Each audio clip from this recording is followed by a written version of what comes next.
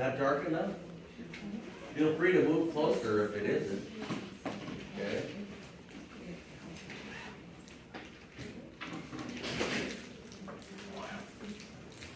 So, continuing to talk about the respiratory system, last time we talked about oxygen transport, which is very important stuff. And just as important, it turns out, is carbon dioxide transport, for reasons that will become apparent. Okay? Carbon dioxide is a nonpolar gas, and it only dissolves in water slightly. We measure its concentration as a partial pressure, though, and it's somewhere in the vicinity of what oxygen, the amount of dissolved oxygen. Okay, so transport of carbon dioxide, and so of course we have the respiratory membrane.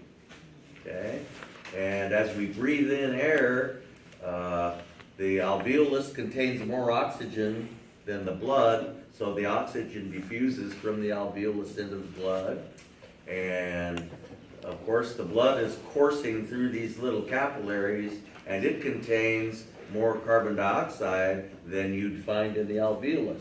So the carbon dioxide diffuses in the opposite direction. Okay? And the question is, how do we carry it in the blood? Okay? So, well, this ought to look pretty familiar by now. And it turns out that carbon dioxide can react with water to form this weak acid. And the definition of an acid is a hydrogen ion donor. Okay? And so this acid dissociates into hydrogen ion and bicarbonate ion. That's why they call this the bicarbonate buffer system. Hydrogen ion is the universal acid. There is an enzyme present in red blood cells called carbonic anhydrase that catalyzes this process and makes it happen even easier than it normally would. Okay? And enzymes are normally written over the arrow because they are not themselves chemically changed. Okay? And so we'll run into a lot of enzymes in the next few weeks. They're the most elegant catalysts in nature. Okay?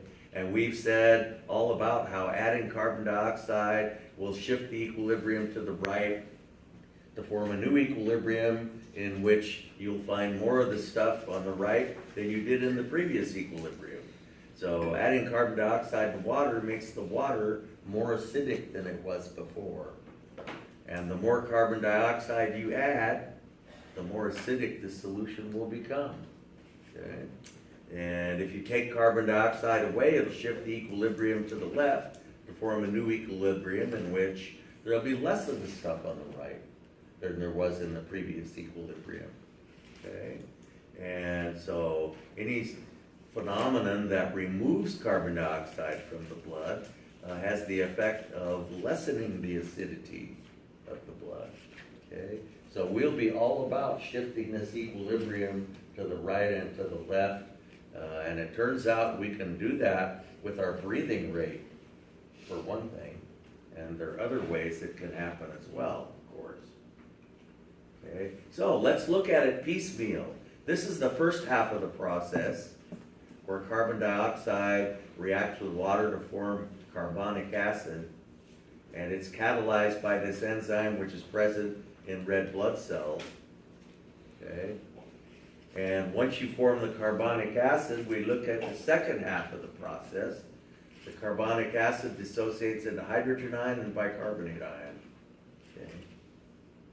So if it was HCl, it would dissociate into hydrogen ion and chloride ion.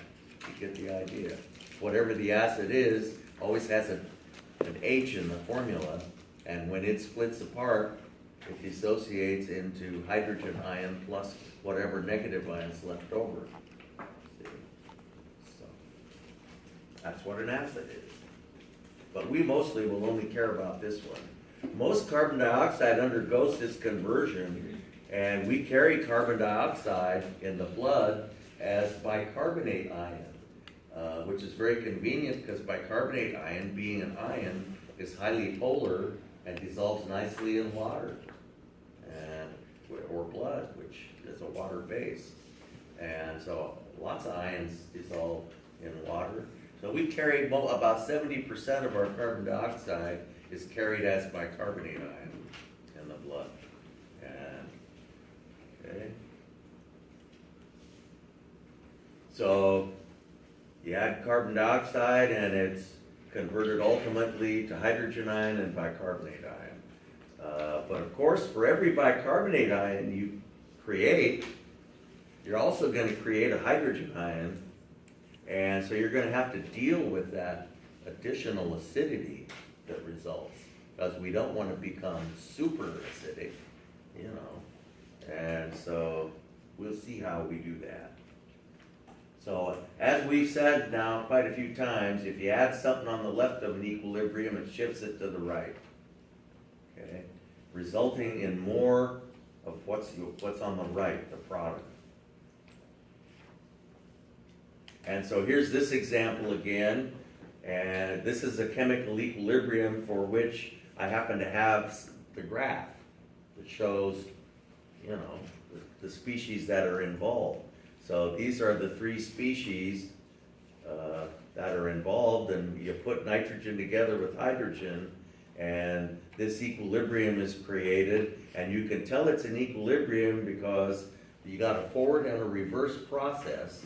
And when the process reaches equilibrium, which happens almost instantaneously, the forward and the reverse process achieve a balance such that the amounts of everything become constant. And that's how you know it's an equilibrium, okay? And so you can tell this is a system in equilibrium because the amounts of everything are constant. This is concentration over here. We know if we add something on the left, it'll shift it to the right, resulting in a new equilibrium in which you'll then have more of the stuff on the right than you did in the previous equilibrium. So we add some more stuff, and its concentration goes up, and we establish a new equilibrium, and you'll notice that now you have more of the substance on the right, because NH3 is on the right. You have more of the substance on the right than you did in the previous equilibrium. See? And that's what we mean by all that. So there's a graph that actually shows it. Okay? If you remove something on the left, it'll shift it to the left, resulting in a new equilibrium where you have less of the stuff on the right. Okay? So what we don't care quite so much about right now is if you remove something on the right, it also shifts it to the right. We'll talk about that later. So, the bicarbonate buffer system, okay, and you will be asked to write that out on the quiz Wednesday. It's something you should be able to write out from memory because it's that important in the respiratory system and in the urinary system. Okay, so those are the two organ systems by which we manipulate pH of our body.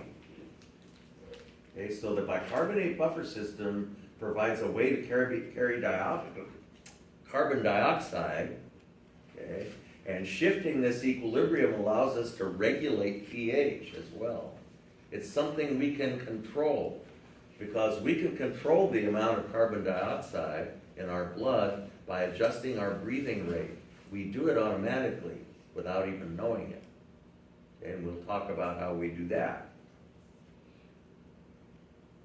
Okay, so that's how we carry 70% of the carbon dioxide in our blood, is we convert it using this bicarbonate buffer system. We convert it to bicarbonate ion, which is freely soluble in blood, okay, because it's highly polar ion. But we have another way that we carry some of it. It turns out that hemoglobin actually has a whole bunch of amine groups sticking out of it, because some of those proteins just do have a bunch of these NH2 groups sticking out, and it turns out that those can attach to carbon dioxide, forming a chemical bond to the carbon dioxide, and the resulting chemical species is called carbaminohemoglobin. Okay, thank goodness for multiple choice tests. Okay, so about 25% of our carbon dioxide is carried in this fashion. The CO2 is not bound to the same sites that the oxygen is bound to. It's a different site, a free amine group sticking out of the side. So that's another way we have of carrying carbon dioxide in the blood. Okay, and so this little picture shows what happens in the tissues. Okay, and tissues give off carbon dioxide. About 70% of it's converted to bicarbonate ion. About 25% of it is carried bound to hemoglobin as carbaminohemoglobin, and the remainder is the little bit that's left is able to dissolve in blood, just like a little bit of oxygen can dissolve in blood. And this dissolved CO2 could be expressed as a PCO2, and it is very often. Okay. So, not to forget pH, okay, just a little review that a pH of 7 is neutral. It's neither acidic nor alkaline. Another word for alkaline is basic. It's a word that chemists use. Okay? It means the same as alkaline. Anything less than 7 is acidic, and the lower the number gets, the more acidic the solution becomes. Remember, this is a logarithmic scale, and so a change of 1 pH unit is a 10-fold change in acidity. It's huge. Okay, so a change of 1 pH unit in our body would be lethal. So we start to become clinical with a change of about 1 or 2 tenths. Okay, so anything above 7 is alkaline. Seawater has a pH of about 8. Oven cleaner has a pH of 13. Pretty nasty stuff. And of course, the higher the number, the more alkaline you get. Our bodies have a pH of about 7.4. Okay? And the way that you can drink a bunch of lemon juice without it killing you, which lemon juice is pretty acidic, has a pH of about 2.5.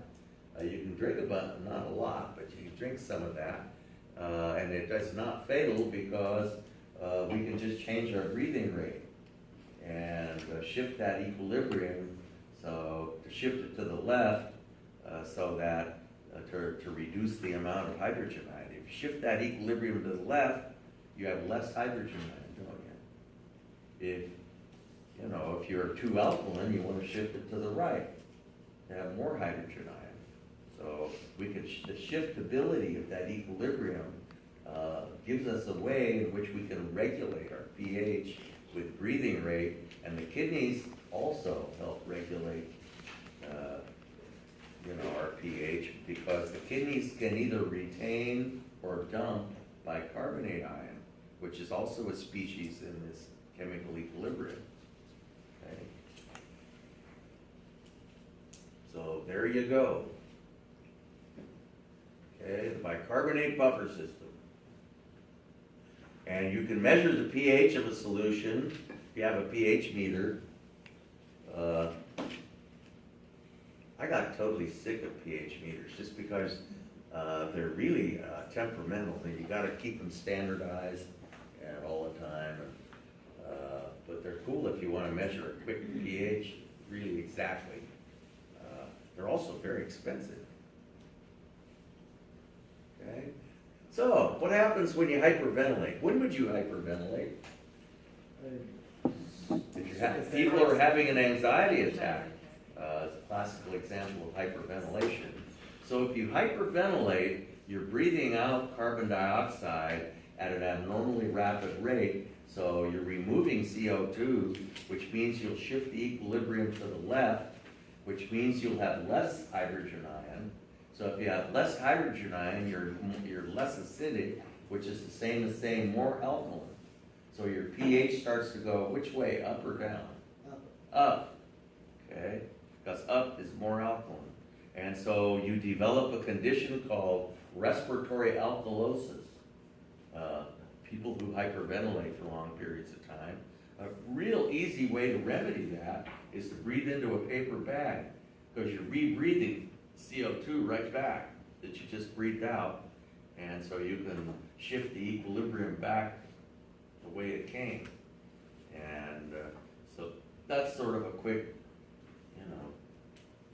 way of remedying that. Over the longer term, you have to do other things, but hopefully you can. Yeah, and anxiety attacks are very real events. People have them. It's not just some psychological thing that it's a real event, and it can be the result of any number of chemical changes in your body or whatever. So hyperventilating, respiratory alkalosis, and you know why. You'll run into this out in the field quite frequently, and you'll know why people are going into respiratory alkalosis, okay? Hypoventilation, abnormally slow breathing, doesn't get rid of carbon dioxide rapidly enough, and it starts to build up in your blood, and that will have the effect of shifting the equilibrium to the right, increasing the amount of hydrogen ion, and making you more acidic, so you go into a condition called respiratory acidosis. Does your pH go up or down? Yeah. Down.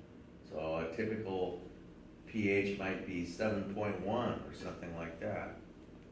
And that's 0.3 of a pH unit is cause for alarm.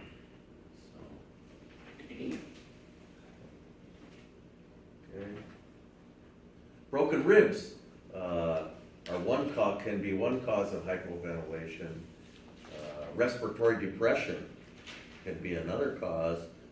Drug-induced respiratory depression that we talked about, and of course any condition where it hurts to breathe, could cause hypoventilation. And so once again, we shift the equilibrium in a way that is excessive and causes us clinical symptoms. Okay. This hemoglobin molecule is just a wonderful molecule. It does gives us all these bonus behaviors. There's a behavior called the Haldane effect that your book has a nice little write-up on the Haldane effect. And basically, in the tissues where where hemoglobin gives up its oxygen, okay? In the tissues, there's lots of carbon dioxide, and it's more acidic in the tissue. And conveniently enough, once the hemoglobin gives up its oxygen, it has more of an affinity for CO2, and it also has an affinity for hydrogen ion. It will actually grab onto hydrogen ion and grab onto CO2, which is just delightful, because that's the situation we have in the tissues.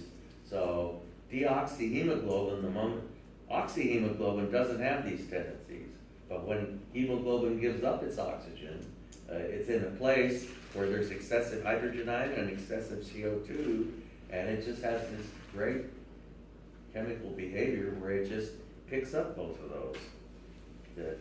So that's the Haldane effect, which you should, I have a quiz question on the Haldane effect. Okay. So, chemistry of hemoglobin. Picks up oxygen in the alveolus and drops it off in a tissue where oxygen content is low. Okay. Carries carbon dioxide bound to the free amine group. Okay.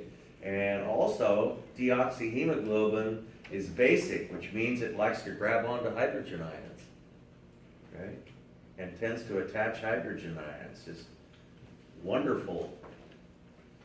Seems too good to be true. Okay, wonderful chemical behavior. So here's a great picture in your book. Okay, And it's been in there for as many editions since, and they haven't changed it much because it's a great picture to begin with. So this is in the tissue, okay, tissue cells. Tissues are giving off CO2, and the CO2 becomes dissolved in first interstitial fluid and then plasma, and then enters the bicarbonate buffer system as catalyzed by carbonic anhydrase and is converted to bicarbonate ion. The bicarbonate ion migrates out of the red blood cell, which has the effect of removing it from the site of reaction. And if you remove something on the right of an equilibrium, it'll shift to the right to provide more of it.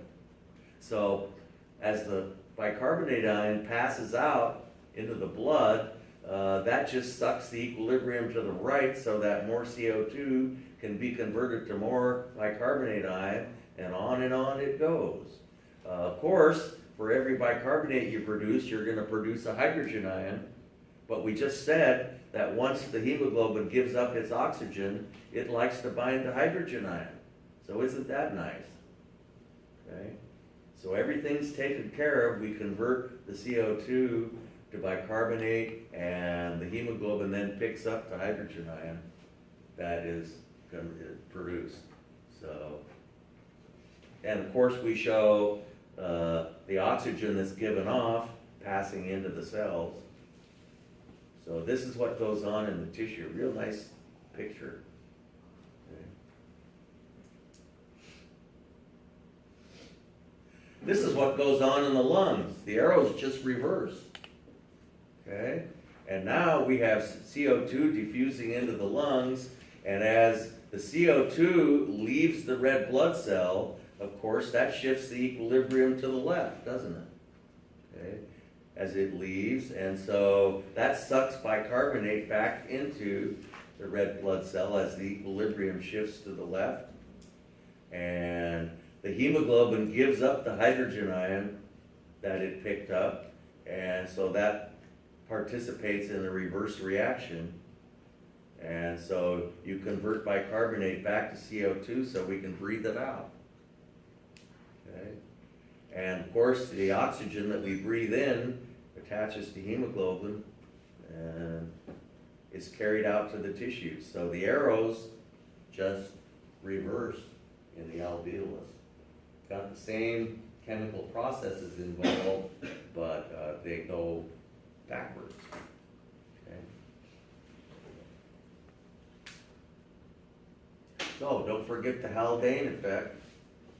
So do you find deoxyhemoglobin in the tissues or in the lungs? In the tissues. In the tissues. Oxyhemoglobin is what you find in the lungs. There's a big difference between oxy in the lungs. The hemoglobin picks up oxygen and becomes oxyhemoglobin, and it drops it off in the tissues and becomes deoxyhemoglobin. So bear in mind the difference between oxyhemoglobin and deoxyhemoglobin. And deoxyhemoglobin has a tendency to bind hydrogen ion and pick up carbon dioxide. Okay? So, how do we control breathing rate? It's not really a conscious thing, okay? Especially when we're manipulating pH. We have a mechanism by which our body knows if pH, if that equilibrium needs to be shifted one way or the other, and we adjust our breathing rate accordingly. The kidneys help out by either retaining or dumping bicarbonate ion, but they do that more slowly. The lungs can adjust more quickly. Okay, so we have these respiratory centers in the medulla oblongata, and the most important one used to be called the inspiratory center. They now call it the ventral respiratory group, and either one is fine with me. I'll tend to call it the inspiratory center. The inspiratory center exhibits autorhythmicity. It creates its own pulses. This is where the action potentials originate that control breathing. Okay? In the breathing in breathing, you know, there's a control system that we're talking about here, and the inspiratory center is the controller. We used to just say the brain's the controller, but remember the brain has all these little nuclei that do all these special things. And there are 4 of these. They argue whether there are 3 or 4, but one thing we know for sure is that there is an inspiratory center. And it's located in the upper part of the medulla oblongata. Just posterior to it is what's called the dorsal respiratory group, which is less well understood. It tends to be stimulated by the inspiratory center, and it sometimes is called the expiratory center. So if we're breathing in very forcefully, the impulse created by that stimulates the expiratory center, and then we turn around and breathe right back out. Okay? If we're just doing resting tidal breathing, which we're all doing right now, except maybe me, we don't use the expiratory center. It's just the inspiratory center fires and then does nothing. And then fires and then does nothing.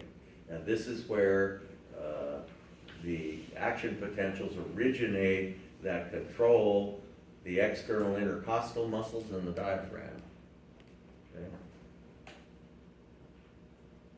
So the inspiratory center, the neurons exhibit autorhythmicity.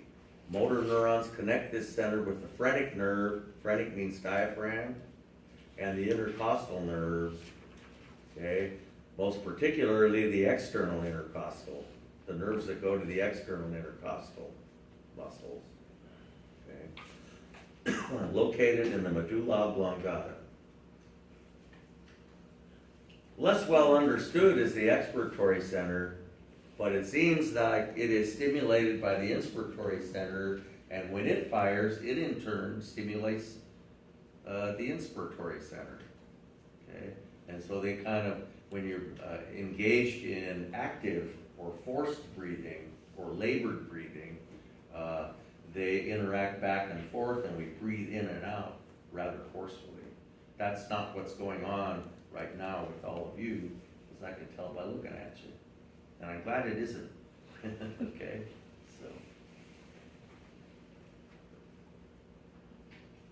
so the ones in the ponds are, there's either 1 or 2 of them, and every edition of the book and everything I read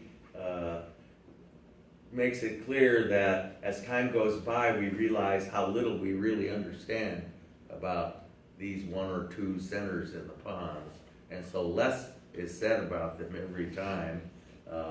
What is almost for certain is that they somehow even out inspiration and expiration to make them a little more facile, a little more easy. Okay,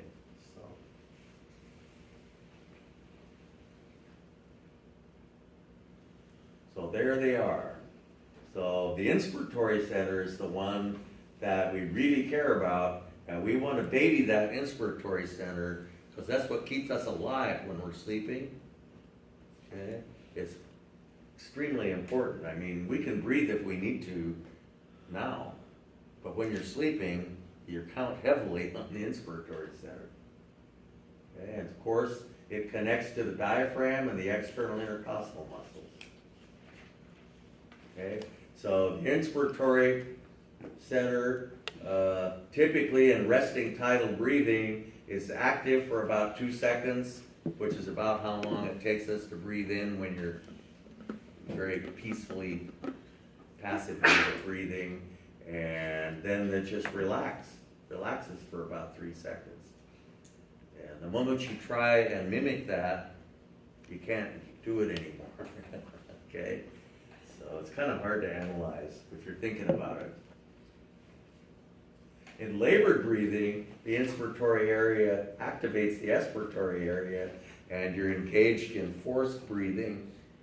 And so you have expiration, actual active expiration, where you're involving the abdominal muscles and the internal intercostals as well.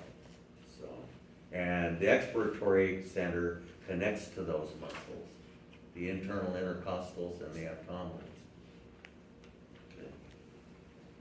So those are nice little box pictures. And of course, in labored breathing, you're involving more muscles of inspiration than just the diaphragm and external intercostals. Okay, so how do we control this so that we breathe at the correct rate to maintain a proper pH? Because now we realize that breathing rate affects pH, and it's a very delicate system. It's basically, our breathing rate is driven by pH. Under normal circumstances, it's totally driven by pH. And there are pH sensors located within the inspiratory center, it turns out. Okay? And so we become concerned with what's called the minute ventilatory volume, how much air we exchange in a minute. It's very analogous to cardiac output. Cardiac output was dependent on heart rate and stroke volume, wasn't it? This is analogous to that. It's controlled by breathing rate and how deep we breathe. Okay? So, the depth of each breath. The depth of each breath is determined by the frequency of action potentials in the pulse that comes from the inspiratory center. So this is impulses from the inspiratory center. And if this is our baseline for a, quote, normal breathing rate, we can increase the depth of breathing and keep the same rate. And the way we increase the depth of a breath is to increase the frequency of action potential so that the muscles of inspiration will contract with more force. Okay? On the other hand, we can increase the rate of breathing. That's what we have up here without increasing the depth of each breath. But normally, if we need more air, we increase both of them. Okay? Both the breathing rate and the depth of each breath are generally increased. It's kind of hard to increase one without the other unless you're doing it consciously. That's something you probably can manipulate consciously until you start laughing or something. So, okay. So that's what the impulses from the inspiratory center look like. Okay, so this just verbally states what I said. These impulses travel along the phrenic nerve and the intercostal nerve. So, what causes the inspiratory center to change its rate of autorhythmicity? And there are sensors. There's what's called a